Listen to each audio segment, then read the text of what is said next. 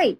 Thank you so much for joining us today. I just want to, before I begin, acknowledge that Jennifer, Jonathan, and I have a number of collaborators on this work, and they're listed here on this introductory slide.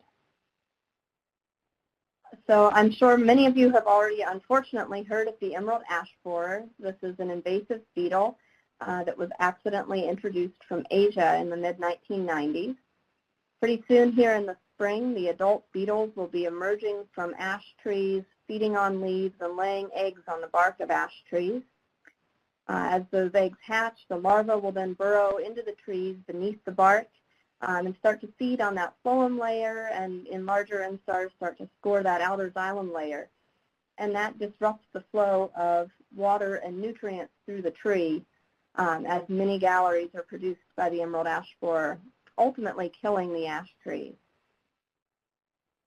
Since its introduction in the mid-1990s in southeast Michigan, emerald ash borer has spread throughout our region and into adjacent areas of Canada.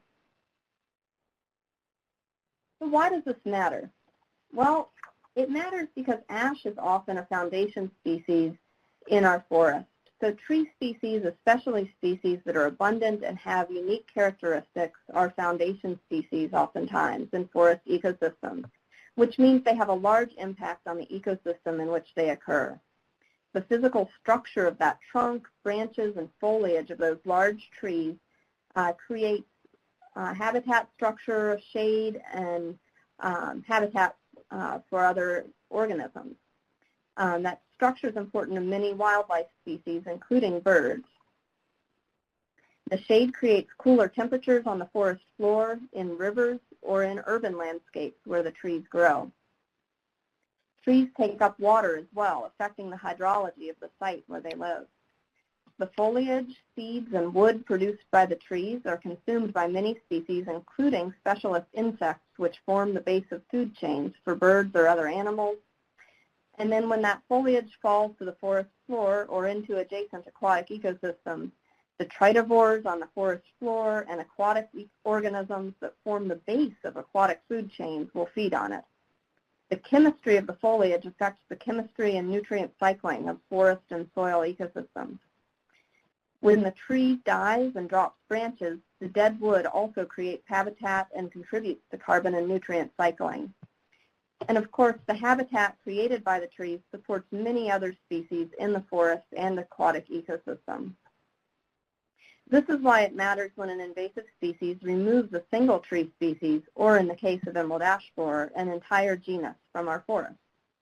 The death of those species can unleash a cascade of effects. Ultimately, those effects will depend on how those lost trees are replaced, what tree species or other plant species replace it, and how similar they are to the original tree species. For ash, the effects of the loss of ash in urban areas range from a loss of ecosystem services, so stabilizing hydrology, providing shade of buildings and city landscapes for cooler temperatures, as well as economic impacts of removal of hazard trees, and even effects on human health. There are also effects on forest ecosystems. There can be a cascade of effects as those trees die, rippling through to even affect wildlife species that live in those systems. So how can we respond to invasive pests like emerald ash borer? Emerald ash borer is likely to have devastating ecological and economic impacts as it spreads across that range of multiple species of ash trees. So how do we respond to those impacts? The answer is to combine multiple different science-based strategies in situation-specific combinations through an integrated pest management framework. So I'm going to take just a moment to talk about integrated pest management. Integrated pest management is a framework with the central goal of achieving economically and ecologically acceptable pest impacts. And we do that by using situation-specific combinations of these different strategies that you see around the outside. So preventative strategies, cultural control strategies, biocontrols, chemical controls, insecticides, monitoring, which is essential in supporting all of these other strategies, and finally mitigating the impact of that invasive pest or pathogen. Today's talk will focus on the resistance breeding, and I'll be talking about my monitoring work and how it informs and supports our resistance breeding work. So I have a series of monitoring plots across Ohio, as well as in the Allegheny National Forest. That's that green blob in the northwest corner of Pennsylvania, right here. My monitoring plot networks have helped us understand the impacts of emerald ash borer and also helped inform the selection of trees for resistance testing. So this is the Allegheny National Forest in 2010. The dots here are plots that each contain a bunch of ash trees, and the colors represent the average health of those ash trees. So green is healthy, yellow or orange are trees that are declining, that have dead branches in the canopy, and the red ones are the ones that are basically dead. This map is from 2010, prior to emerald ash borer impact. So most of the trees are healthy, but there were some unhealthy areas due to factors other than emerald ash borer. In 2015, you can see ash mortality coming into the south end of the forest. By 2018, mortality was more widespread throughout the forest. And by 2019, we had significant mortality throughout that landscape.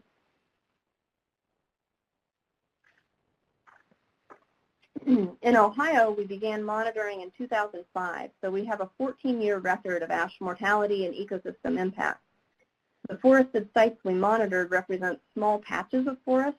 The Allegheny was a kind of large contiguous forest landscape. In Ohio, it's smaller patches, including many metro parks in urban areas, Cleveland, Toledo, Columbus, and Cincinnati, as well as public and private lands surrounded by rural agricultural areas. So we're going to zoom in on these three monitoring sites here that are in blue and look at our results for the health of the ash trees in those sites over time, as well as what was going on with emerald ash borer. In those sites, we used purple prism traps to monitor emerald ash borer populations. This is Darby Creek Metro Park, one of the Columbus Metro Parks. The green line that you can see here is the ash trees that are over 10 centimeters DBH, and this is the percent of ash trees alive on the y-axis. So they start at 100% alive in 2007. All of them were alive. We started to see mortality finally in 2014. The purple line is the emerald ash borers that we were catching on the traps, and that's this y-axis on the right, the mean number per trap. So we caught our first emerald ash borer in 2011, and those populations started to gradually increase. Stratford Ecological Center, just north of Columbus. In 2007, all of the ash trees were alive. We hit about 50% mortality in 2010, and all of the ash trees were dead by 2011. The emerald ash borer populations were rapidly growing. Peaked in 2010 when we were at 50% mortality, and that's typical for emerald ash borer. We consistently see in our sites the populations peaking when we hit that 50% mortality mark. And then the emerald ash borer populations crash because they've eliminated their food source of the ash trees, and so they drop to lower levels.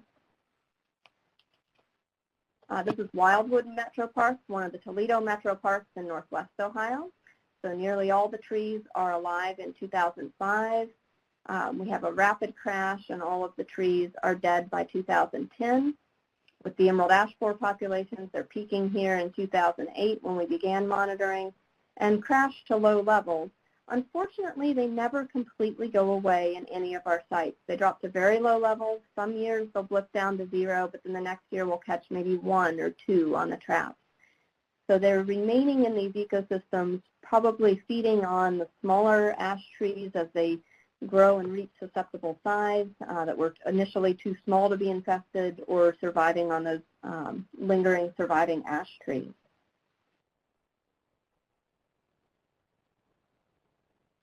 So what's left after the large ash trees die? Well, we do have in Ohio a significant amount of ash regeneration in our sites. There are many seedlings and saplings too small for emerald ash borer to infest that remain and grow. We have seen that the seed bank is short-lived. The seedlings are only coming out of the seed bank for about 3 years after emerald ash borer goes through and then kills the ash trees and we have no more seeds. We also find very rarely on the landscape these survivor lingering ash trees. This is the first surviving ash tree we found. This was after a full day of being out in our plot, counting dead tree after dead tree after dead tree. We were walking back to our car and saw this beautiful live ash tree. We've found this in a couple of sites. We've found some live ash trees and then done a more thorough survey of those sites. And we've determined that it's less than 1% of the larger ash trees that remain alive at a few of these sites.